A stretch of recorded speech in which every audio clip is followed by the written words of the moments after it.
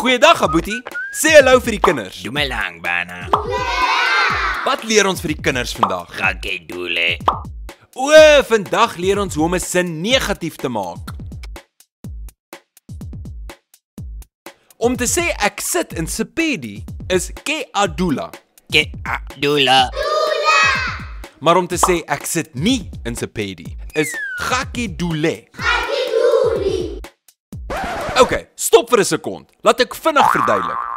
Ke adula is die positiewe vorm van die sin. Om dit negatief te maak, begin ons die sin met ga. Die ke bly op dieselfde plek, maar ons haal die a uit. En ons verander die einde van die werkwoord van a na e toe. So dula word dule. Gakedule. So ek praat in Sepedi is ke a bolela. Ek praat nie in Sepedi is gakebolele. En ek sing in Sepedi is ke a opela. Maar ek sing nie in Sepedi is gakeopele.